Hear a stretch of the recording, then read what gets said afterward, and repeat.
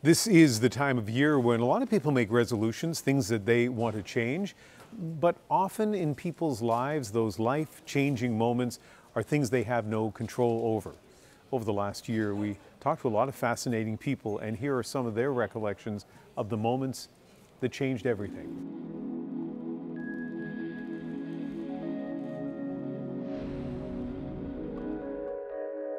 The teenage Geddy Lee saw Led Zeppelin in this space. Right there. I mean, that's Second incredible row. to imagine that you, first of all, were here watching one of the greatest, bands at the time and of all time.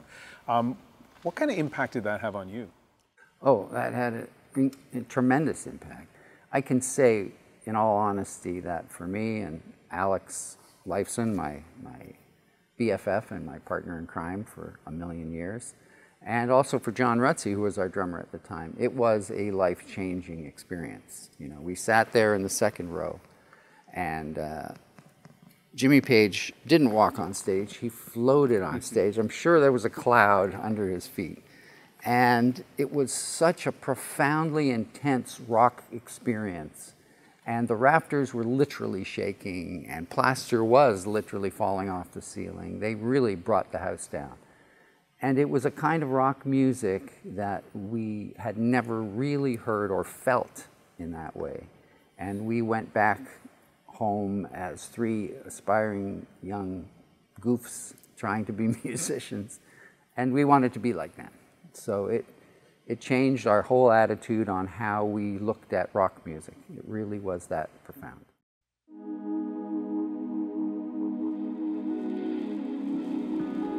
Your partnership, your marriage to Mutt Lange ended. It was also a musical partnership. Yeah. And this is something a lot of people have gone through in lots of different ways. What impact did it have on you? Well, it was a global impact because obviously it was a marriage and it was a very isolated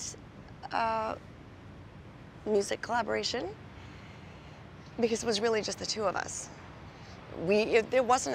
There was no other influx of creatives involved. So I still wanted to make music. Well, first my voice went with the Lyme's disease. When I finally managed to get that back, I wanted to sing again. I wanted to record again, but where to start? I hadn't collaborated with anyone else. So I was really starting from scratch, and I had to have a lot of faith in my own independent, creative self.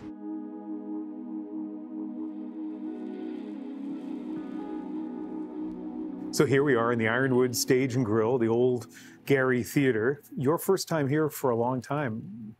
What memories does it bring back? I remember walking in here when it was the Loose Moose Theatre, and in total there were about 6 or 7 of us, and like most of us were Asian, and the Loose Moose had never seen so many Asian kids show up to take improv classes, so they called this the Asian Invasion. And I spent so much time here, and then the theater closed. It was a really sad day, and I haven't come in here since because it hurt too much. So it's pretty surreal to be back in here. You loved improv, but improv is tough. I'm just watching it. There's some cringe-worthy moments. Did you have any fails up on stage? I could talk about fails for hours. So many fails. Probably the first 4 years of improv was all failing. And really that's what improv taught me. Improvisation taught me to fail. Because when I started improvising, I was trying to be really good and trying to be funny. And by doing that, I was not good and not funny. But here, I remember my first failure. My artistic director, Dennis Cahill, said after the show, well, that wasn't a good show. He said it. He was very blunt. He still is. And he said, well, you get to come back next week and try again. That was everything that I could fail and come back and try again.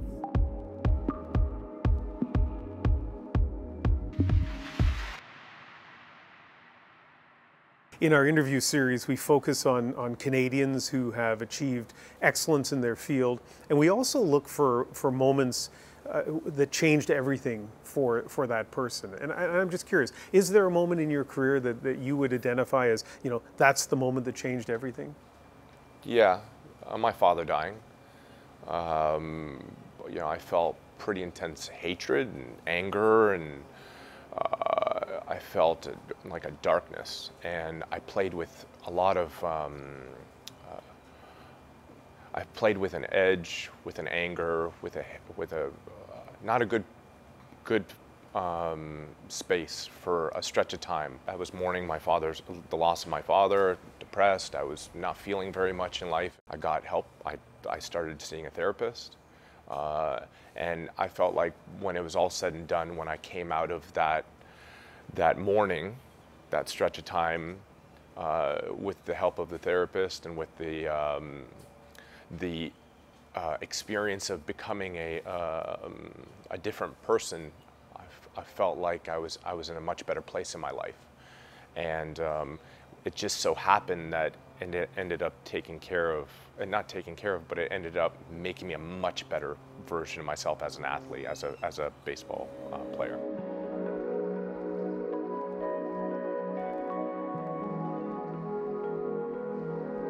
You went to university in Guelph. Yeah. And there was an assignment where you were to write something that I guess really spoke to you, something that was very important. And so, as I understand it, the play was posing a question that you would like to put to your mother, like, am I good enough? How important was that experience, writing that play, for you? You know, it poured out of me, and it was something that, you know, I imagine my body was wanting to explore artistically for a while, and I just needed the permission. Like, I needed that assignment, otherwise I'd probably be too scared to kind of do it on my own. And yeah, it was important at the time that I got to ask these questions about goodness, about the intersections of faith and sexuality and queerness and brownness, and let it be an artistic thing, you know? Like, there's ways to work things out in our personal lives through art, and it was like a really essential experience artistically for me.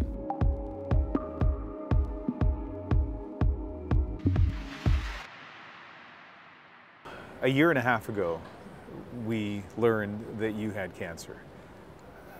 I think you know this. Right across the country, people were really moved by that. In Vancouver, I was getting, you know, I have no connection to you, obviously, directly, but people were sending me text messages saying, have you heard the news? Like, a lot of us were saddened by that. How was it for you, those months of being away and treatment? Nobody wants to hear those words, obviously, and as an athlete, you know, we all think we're 10 foot tall and bulletproof, and when you hear that, it kind of takes you back. But I have a phenomenal wife. We've been married for 48 years, and as soon as we heard that, she said, we got this. And the response I got from the people in Canada and in North America in general was incredible. And it helped get me through the treatment. It helped me understand that maybe I can help somebody else get through this treatment. But I knew we would get through it. And I knew that in the end I would be able to come back. The doctor told me, he said, you'll probably miss the rest of the season with this treatment. It'll probably take you that long to get back. I said, no, I won't. I won't miss the rest of the season. July 26th. 2022, you came back here. Back in the broadcast booth, Buck Martinez. And I'm sure for the people who were in the seats, certainly for those of us who have watched the video, it was a very moving time. What was it like for you? It was incredible. When the day comes that I retire, I won't need a send-off. I've already had that. It was wonderful. And my son Casey and his family, Jennifer and the 3 girls were here to share that moment with me. It was incredible. And I didn't know they were going to stop the game. I didn't know anything about that. But when the players came out on the field, that was pretty special. It makes you understand that you might be doing things right. And it just goes back to the first day I came to Canada when I thought, I'll be here for a year. And here we are many, many years later, and the country has embraced me. They have allowed me to bring the baseball game into their homes. And when I came back, that was like, okay, I guess we did it right.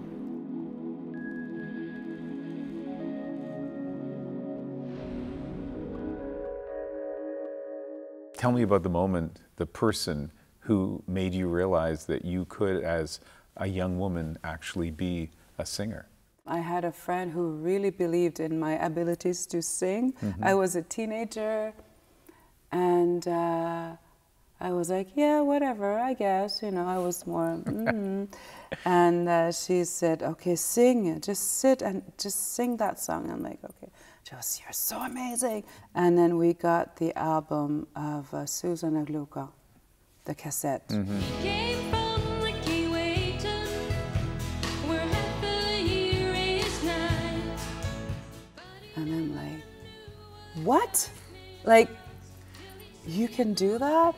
It's like a lightning hit me. Wow. I had to like sit down and I'm like, okay, the news is you can be an Inuk girl and make an album and produce something like that.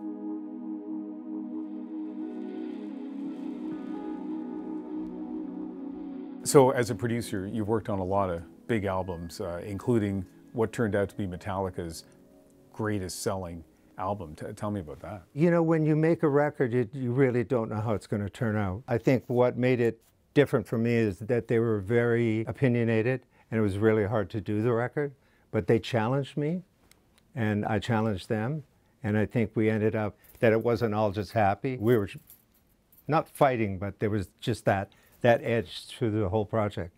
That ended up being something special. And the thing about the Metallica, that Metallica album in particular, was James started singing rather than yelling. And he was, I think it's his most personal lyric, any record he's made.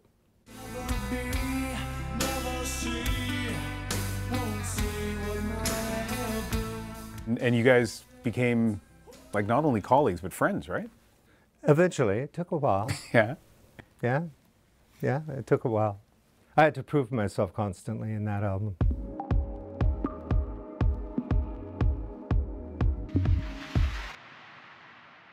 I need to ask you about Corner Gas, even though you've been asked every question over the years, but it's such an incredibly popular show in its day, still beloved by so many people. And so as you look back, is there a moment in that program that we can look up on YouTube or something about that program that remains your favorite moment? No, not a single moment. There wasn't a single moment I liked. No, there was not a single moment of that show. I'm unfamiliar with the program, really. I've heard talk of it. The thing that sticks out to me was an off-camera moment. And it's when we did our first table read with the cast. We cast this group of actors. They were all individually great. We sat around the table. We were happy with the scripts, but it's a broth. You don't know if it's going to taste good. And we did that first read through, hearing the voices from these actors, breathing life into these characters that were on the pages. And when we were done, we were like, we might really have something here. That really felt, it felt like these people had been together for 14, 15 years. Wow. And that's when we all kind of went, this could be something.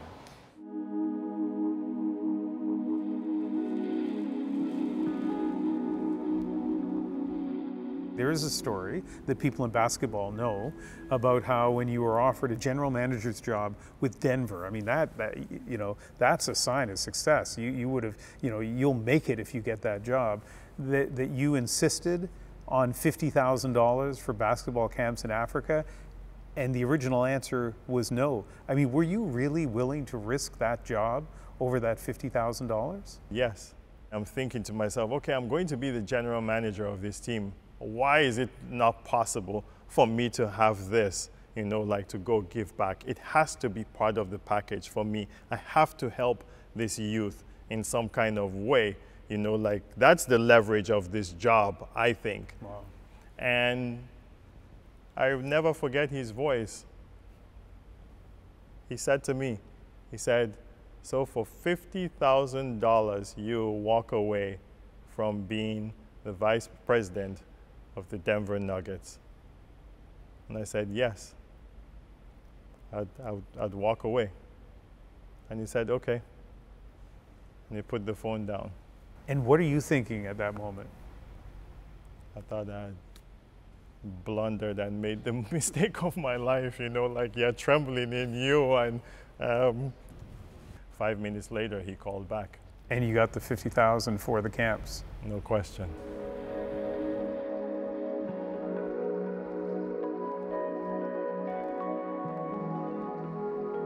Your favorite directing moment on 90210? My favorite directing moment? Yeah. Wow. Okay. Okay. My favorite directing moment in Luke Perry's last episode that he ever did. You know, Luke, you know, falling to his knees in the rain. So we had rain towers everywhere, and Luke was falling to his knees, you know, looking up in the heavens and crowing, no, you know. And I had the camera on a crane pulling away from him in the rain, and you know, Luke and I were just, you know, having the best time shooting all that stuff. And you know, I think back to those kind of moments now that he's gone. And You must miss him a lot. All right.